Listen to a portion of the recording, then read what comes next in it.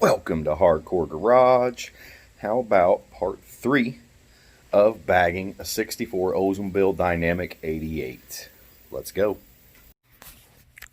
With a bit of running around, I was able to get enough material to build some new cups. Here you can see the new upper. This was the old upper. It wasn't even really designed to be bolted in. The new one is a little more tighter. I may have to drill it just slightly for the holes to go into the bag, but we'll see. And I didn't put an offset on it. I didn't really see the need for that offset. So again, I'm trying something different, not really knowing what I'm doing. There's the lower bag mount. Here's the new lower bag mount. Only has one hole where it bolts into the bag, so didn't really need the other holes. I know that's kind of a generic plate, and they do what they need to do. Also, if you can see, the new ones are just slightly taller. Same with over here. 3/4 of an inch total. So I don't know if that's going to make it not go as low. I'm an amateur at this. If you happen to be taking apart a 64 Oldsmobile, they're really similar to an S10 or probably most G-body, A-body vehicles. This one had a castle nut that holds the top spindle on. Remove the cotter pin. I loosened the bolt. Pickle fork, which didn't really do much other than get the boot out of the way, honestly. I needed a bigger one, and that's the only one I have. So my next best thing to do is you take a hammer and start smacking right there. You may want to, do a couple different sides and stuff like that, but eventually, if there's any pressure or any weight, this will pop down. You don't want the nut all the way off, or this will fall. But that's a way around popping the ball joint off there for you. I have a jack underneath the lower control arm just to support everything. I jacked it up just slightly, went ahead and loosened the bolt the rest of the way, and I'm going to let my jack down slowly.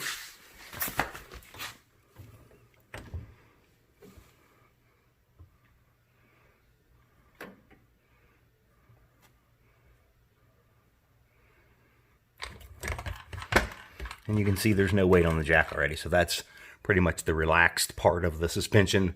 And what is really holding it up in the air, I believe, would be the sway bar there, keeping it from dropping all the way down on both sides. So I just lifted up on the A-arm, supported the control arm just slightly. It pretty much stays in place. There's no pressure on the brake line. My next step is to get to those bolts back in there. And I'm not sure if those are in there the right way. On an S10, it would be the opposite direction, and the bolts would be on the inside. But this is kind of convenient, honestly. I'll have to have a wrench on the backside, have somebody hold that, or figure out a way to get it propped up in there.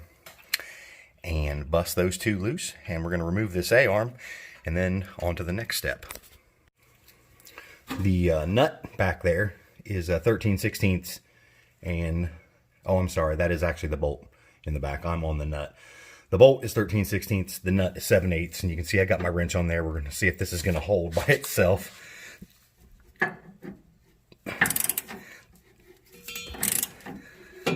Yeah. The only other thing I got to worry about is my alignment shims falling out, which is going to happen. I'll have to retrieve them. I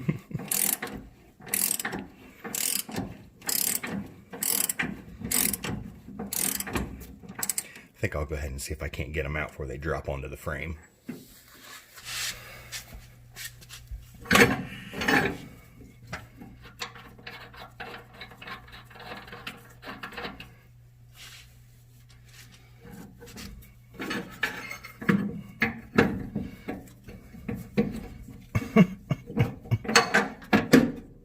Come on out of there. There goes some shims. There goes a bolt. This one here is going to be tough. It's like right up against the block, I think.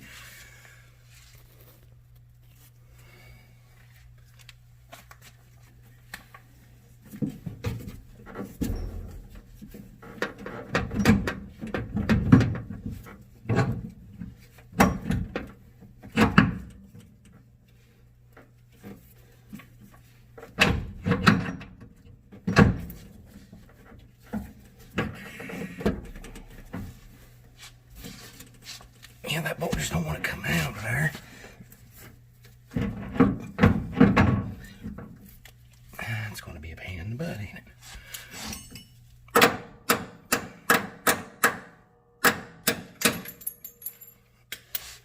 Some more stuff falling back in there.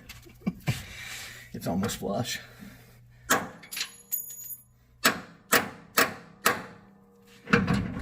Let's play with it a minute. So here's where I'm at. That bolt is pretty much right against the exhaust manifold.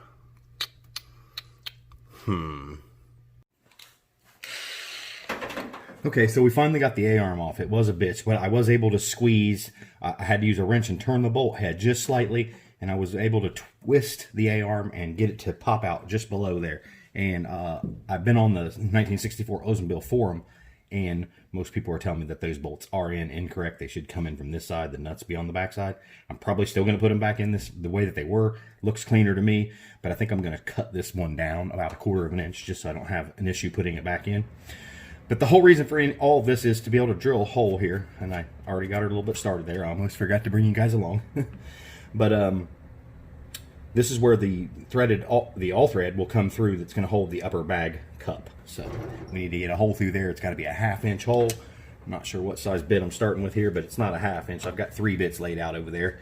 I think I went through 4 or 5 on the other side, but I did not leave them out. So I'm hoping this one will just drill through.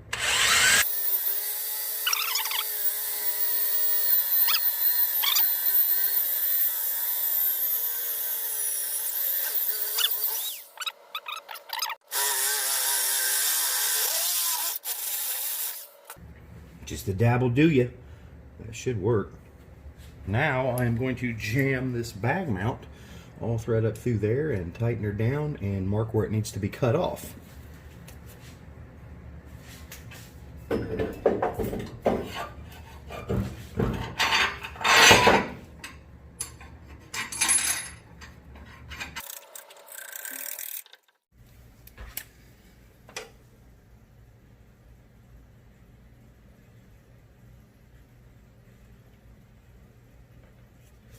Mark it, pull it back out, roll the nut back down on the threads to protect the threads, and it'll clean them up when you take it back off after you've cut the threads.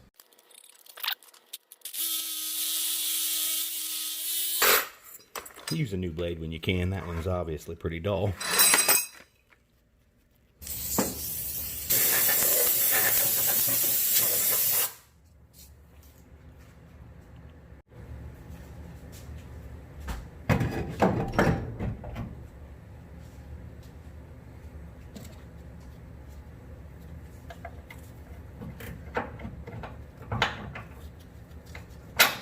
Yeah, cutting that bolt off really helps a lot.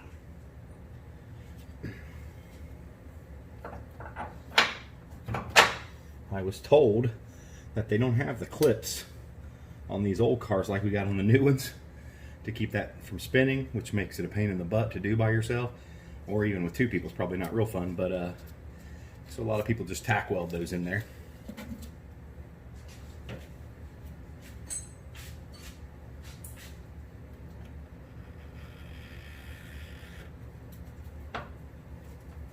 Just putting the nuts on the bottom here.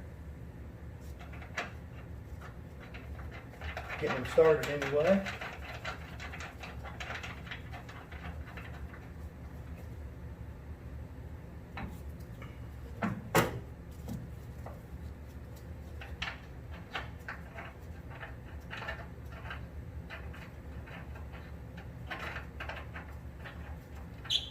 Maybe.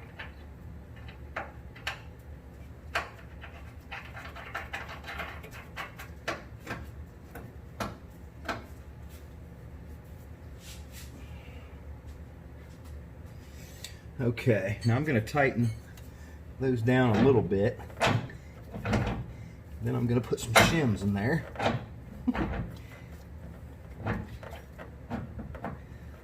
About like that, I think. I'm not putting them in back the way they were. I'm just guessing, then I'll get it aligned. Well, that's all I have edited so far. The next video will be showing us putting everything back together and running new airlines to the front and seeing if it works. Y'all take her easy. Until the next time, keep on trucking.